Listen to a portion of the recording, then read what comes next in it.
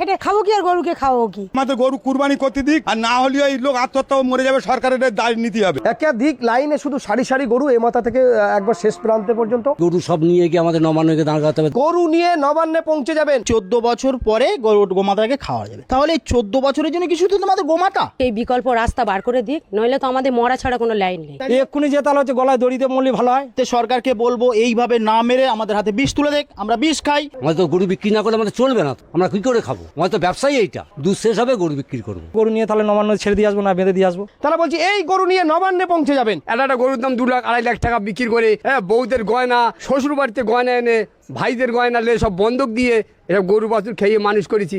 এইসব টাকা আমরা কি দেবো? ইন্টারনেটের টাকা লোয়ার এসে 5 লাখ টাকা, এসব টাকা আমরা কমতে দেবো? তাহলে তো আমাদের তো পালাবার ছাড়ার রাস্তা নেই। আত্মহত্যা করতে হবে। আমার এখনই 15 লাখ টাকা দেনা আছে। আমাদের রাস্তায় বসে যেতে হবে, ছেলের আমার পড়াশোনা শেষ হয়ে যাবে, বন্ধ হয়ে যাবে। আমাদের মরণ ছাড়া রাস্তা নেই, গরুগুলো কি করবো আমরা? আমাদের কোনো বিকল্প নেই। ছেলের আমার কান্নার অবস্থা, মা আমার পড়াশোনা বন্ধ গেলে আমি কি করব? দাঁড়িয়ে আছি ভাঙড় থানার নারকেলবেড়িয়ার ঘোষপাড়া। একেবারে এই ঘোষপাড়া বলতে এই ঘোষপাড়াতে প্রতিটা পরিবারে কম বেশি হলেও আমি দেখাবো খাটাল আছে। তাদের দুধের ব্যবসার সাথে সাথে গরুর যে ব্যবসা, সেই গরু তারা কুরবানির সময় বাজারজাত করে এবং একটা মোটা অঙ্কের টাকা তাদের আসে। সেই টাকা দিয়ে তারা প্রচন্ড লেবার পোষে। দেখুন এখানে যারা দেখাবো বেশি অর্ধেক মানুষ কিন্তু লেবার শ্রমিকের কাজ করে এখানে। ঠিক সেই জায়গায় দাঁড়িয়ে আমি গরুর চিত্রটা দেখাবো যে গরুগুলো দেখুন, এক একটা গরু কোনোটা 3 লাখ 4 লাখ 4.5 লাখ 5 লাখ পর্যন্ত বিক্রি হয়। তাদের একটা মোটা অর্থ উপার্জন হয়। কিন্তু এখন বর্তমানে যে পরিস্থিতি, সরকারের যে আইন আছে, সেই আইনে যে পরিস্থিতি এসছে যে 14 বছরের উপরের গরু তারা বিক্রি করতে পারবে বা কুরবানি করতে পারবে। কিন্তু সেই জায়গায় দাঁড়িয়ে কুরবানির সময় গরুর যা আইন সরকার করেছে তাতে কিন্তু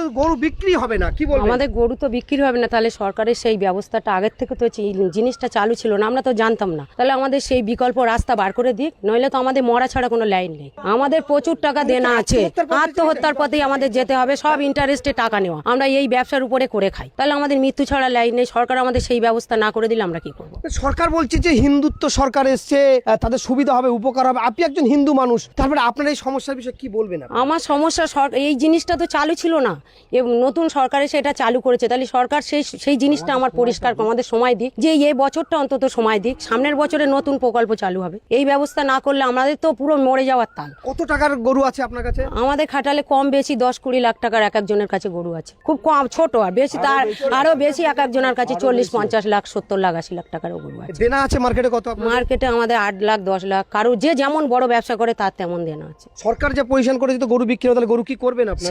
সেই চিন্তার জন্যই তো আমাদের মৃত্যু ছাড়া কোনো লাইন নেই। সরকার সেই রাস্তা যদি না বার করে, আমাদের মৃত্যু ছাড়া কোনো লাইন নেই। নাহলে সরকার আমাদের গরু নিয়ে কোনো একটা রাস্তা বলে দিক যে এই রাস্তাটাই তোমরা চলো। আমাদের তো আমরা যে কিছু একটা কর্ম করে খাবো, আমাদের তো একটা ব্যবস্থা করে দিতে হবে, সেটা করে দিক। এই সময় এতদিন এর আগে তো আপনাদের গরু বিক্রি হয়ে যায় না দাদা? হ্যাঁ অনেক কি কোনো বিক্রি শুরু হয়েছে? একদম হয়নি, 2-1টা বিক্রি হয়েছে, সে গরু সব রিটার্ন করে দিচ্ছে সব। আর একটি খাটালে পৌঁছে গেছি, সেই খাটালের চিত্র তুলে ধরবো। আর একজন দিদি ভাই গরু ব্যবসা করেন, ইতিপূর্বে আমি সেখানে পৌঁছে গেছি। খাটালের গরুগুলো দেখাতে বলবো। একটা গরু, কোনো খাটালে 55, কোনো খাটালে 100, কোনো খাটালে 150, 200 করে গরু আছে। এটা কিন্তু সম্পূর্ণ ঋণ নিয়েই তারা কিন্তু এই খাটাল শুরু করেছে।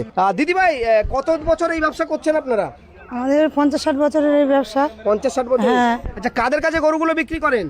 ওই মুসলিমদের কাছে বিক্রি করা হয়, কুরবানিতে আমরা একটা পয়সা পাই। তারপরে এতে আমাদের ভুসির দোকানে টোকানে অনেক দেনা হয়ে যায়। সেই সময় এই সময় গরুটা বিক্রি করে অনেক 6 মাস বসে খায়। তারপরে এই সময় গরু বিক্রি করে আমরা সেই দেনাটা মেটাই, বা ওই ব্যাংকে থেকে ঋণ নিই, গোল্ড লোন নিয়ে আমরা সেই সব দেনা এই সময় মেটাই, নিয়ে আবার নতুন করে গরু তুলি। মানে সমস্ত কিছু এখানেই ঢেলে দেন? হ্যাঁ হ্যাঁ হ্যাঁ হ্যাঁ। একেবারে যেটা বলতে চাচ্ছে যে ওনাদের জীবনের যত উপার্জন এবং দেনা করে সমস্ত কিছু এই ব্যবসায় নামান। আবার কুরবানির ঈদে গরুগুলো বিক্রি হয়ে যাওয়ার পরে সেই দেনাগুলো ওনারা শোধ করেন। আপনার নামটা বলবেন? মামুনি ঘোষ। আচ্ছা, সরকার যে সিদ্ধান্ত নিয়েছে, 9 তারিখে সরকার গঠন করেছে, হিন্দুত্ববাদী সরকার, তারা বলছে হিন্দুত্ব জয় হয়েছে, তারা সরকারে বসে যাচ্ছে। বসে যাওয়ার পরেই কিন্তু 13 তারিখে যে নোটিশ জারি করেছে যে 14 বছরের বয়স্ক গরু তাদের কুরবানি করতে হবে। এতে দেখা যাচ্ছে যে আইন সরকার নিয়ে এসছে, প্রতিটা থানায় থানায় কিন্তু অর্ডার দিয়েছে, পুলিশের সঙ্গে কথা হচ্ছে, তাতে কিন্তু মানুষ কুরবানি করতে পারেন। আপনাদের গরুগুলো বিক্রি হবে না, কি হবে তাহলে? তখন তো আমাদের সব মারা যাবে, কেউ মানে বাঁচবে না। এত গরুকে খাবো, নিজেরা খেটে খাবো কি আর গরুকে খাবো কি? হ্যাঁ, তো কোনো গরু সব তো বসে গেছে, কারো দুধ নেই, এরা গাভিনও হবে না। একটা গরু এক্ষুনি 1 লাখ টাকার কম গরু কেনা যায় না। 80,000, 90,000, 1 লাখের কম গরু কেনা যায় না। এটা বিক্রি হয় কত টাকা? ওই এরকম বিক্রি 1 লাখ, হয়তো 1.5 লাখ, এরকম যে যেরকম গরু সেই হিসেবে চেয়ারা হিসেবে বিক্রি হয়। আর তো মাত্র কয়েকদিন বাকি আছে কুরবানিতে, এখনো পর্যন্ত কি কেউ কেনা বেচা হয়েছে? না না না না, হয়নি। 2-1টা ঝাড়ও হয়েছে, বলছে আমরা টাকা ফেরত দাও। তারা ফেরত চাচ্ছে। হ্যাঁ। কি করবেন এখন? গরু বিক্রি হবে না ধরুন। সেটাই তো তাহলে গরুগুলো কথা, কি করবেন? সেইটাই তো আমরা চিন্তা, আমাদের রাত দিন ঘুম নেই। এই টাকাগুলো আপনার কোথা থেকে জোগাড় করে এইসব করেছেন একটু যদি বলেন। আমাদের ব্যাংকে থেকে লোন নিয়েছি, অন্য লোকের কাছে 4 টাকা 5 টাকা হারে ইন্টারেস্টের টাকা নিয়েছি, সেতে তাদের তো ইন্টারেস্ট দিতে হবে, আবার মানে আসল টাকা দিতে হবে, সেগুলো আমরা কোথায় পাবো? তাহলে রাস্তা কি আপনাদের? কিছুই নেই এখন। আপনারা কি করবেন দেখেন, সরকার কি করবেন দেখেন। আমাদের তো এবছরটা অন্তত ছাড়ুক, পরের বছর নয় না হয় না হবে, এবছর অন্তত ছাড়ুক। এর উপরে তো মানে পৃথিবী আমার মন বলে অর্ধেক লোক করে খাচ্ছে, মানে মিষ্টির দোকান টোকান সব বন্ধ হয়ে যাবে। এর দুধ না থাকলে মিষ্টির দোকান চলবে কি করে? আর এইসব গরু একবার ছাড়া দুবার দুধ দেয় না, একবারই বাছুর আনলে একবারই শেষ। এখানে হিন্দু মুসলমান সবাই ভাই ভাই একসঙ্গে বসে এক জায়গায় খাওয়া দাওয়া সব করি। এই কাকিমা আমাদের সামনেই আছে। আমাদের একটা কথা হলো, এই যে ব্যবসাটা আমরা করে খাই, এই ব্যবসার ওপরই আমাদের ভাত ভিত্তি। আমরা তো লেখাপড়া জানি না, প্রথম কথা হলো আমরা ভোট দিন এই কারবার নিয়েই যুক্ত দুধের সঙ্গে, এবং আমাদের যারা বাচ্চারা আছে তাদেরকে আমরা মানুষ করছি, এই কাজ থেকে টাকা পাচ্ছি বলে মানুষ করছি। যদি আজকে এই কুরবানিতে গরু যদি না বিক্রি করতে পারি, তাহলে আমরা তো পুরো নিঃস্ব হয়ে যাব। আমাদের বাচ্চাদেরও লেখাপড়া আমরা শেখাতে পারবো না, আমাদের ইনকাম না হলে করতে শেখাবো?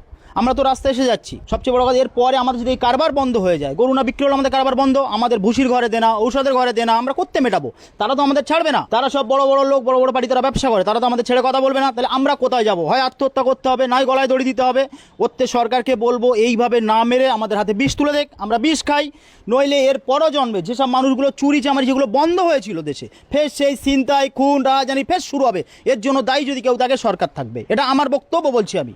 তার কারণ সরকারের ফের দায়ী হতে হবে। কারণ আমরা ভেবেছিলাম যে দুর্নীতিমুক্ত সরকার এসে বিজেপি সরকার, সবকা সাথ সবকা বিকাশ, আমাদের বন্ধু সরকার আমরা পেয়েছিলাম, আমরা এটাই ভেবেছিলাম জয়ের পরে। কিন্তু এখন দেখছি না, এই সরকার গরিবের পেটে লাথি মারা ছাড়া বিকল্প কোনো রাস্তা দেখাচ্ছে না। কটা গরু আছে আপনার খাটালে? আচ্ছা, আপনার 2 জায়ের গরু। আচ্ছা দেখুন, গরুর সাইজগুলো একই পরিবারের